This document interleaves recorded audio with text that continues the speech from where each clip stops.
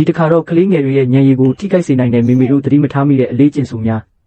အကြောင်းပြောပြပေးမှာမလို့ဗီဒီယိုလေးကိုစုံအောင်ကြည့်ရှုသွားလိုက်ပါနော်မိမိတို့ရေကလေးတယောက်ရဲ့ဉာဏ်ရည်ထက်မြက်မှုဟာမျိုးရိုးဗီဇကြောင့်တင်မဟုတ်ပဲပတ်ဝန်းကျင်နဲ့ပြုစုပြောင်းထောင်မှုပုံမှာလည်းအများကြီးမူတည်နေပါတယ်တခါတလေမှာကျမတို့သတိမထားမိပဲလုံးမိနေတဲ့အပြုအမူလေးတွေကကလေးရဲ့အုံနောက်ဖွံ့ဖြိုးမှုကိုအဟန့်အတားဖြစ်စေနိုင်ပါတယ်အဲ့ဒါတွေကဘာတွေလဲဆိုတာအတူတူကြည့်လိုက်ရအောင်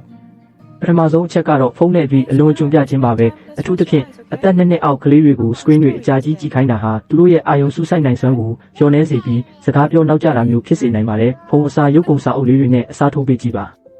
ဒုတိယအချက်ကတော့အိတ်ချိန်မမှန်တာပါကလေးတယောက်ရဲ့အုံနောက်ဟာအိတ်နေတဲ့အချိန်မှာအချက်လက်တွေကိုမှတ်သားပြီးအနားယူတာဖြစ်လို့အိတ်ချိန်မလုံလောက်ရင်ဉာဏ်ရည်ဖွံ့ဖြိုးမှုကိုထိခိုက်စေပါတယ်ညတိုင်းအချိန်မမှန်အိတ်ဆက်တဲ့အလေးကျင့်လေးလုပ်ပေးဖို့အရန်ရည်ကြီးပါတယ်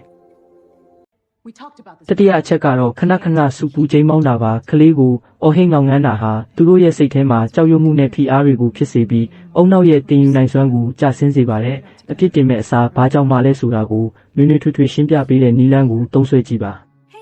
စတုထအချက်ကတော့အချိုနဲ့အသင့်စားမှုတွေအကျွေးများတာပါတကြားတက်အလွန်အကျွံပါဝင်တဲ့အစားအစာတွေဟာကလေးကိုကနာမငြိမ်ဖြစ်စေပြီးမှတ်ဉာဏ်ပိုင်းဆိုင်ရာကိုအားနည်းစေနိုင်ပါတယ်လက်ဆက်တဲ့တတိဝလံတွေနဲ့အာဟာရပြည့်ဝတဲ့အစားအစာတွေကိုပိုပြီးကျွေးမွေးဒီအချက်လေးတွေကိုသတိထားပြီးပြုပြင်ပေးမယ်ဆိုရင်တည်ရင်သွေးငယ်ဟာဉာဏ်ရည်ထက်မြက်ပြီးစိတ်ပိုင်းဆိုင်ရာကျန်းမာတဲ့ကလေးတစ်ယောက်ဖြစ်လာမှာပါမိမိတို့ရဲ့အတွေ့အကြုံလေးတွေကိုလည်းကွန်မန့်မှာမျှဝေပေးခဲ့ကြပါအောင်တော့အခုလိုအသုံးဝင်တဲ့အချက်လက်လေးတွေထပ်သိရဖို့ follow လုပ်ထားဖို့လည်းမမေ့နဲ့အောင်တော့ရေးသားဖန်တီးသူရဲရင်အောင် baby care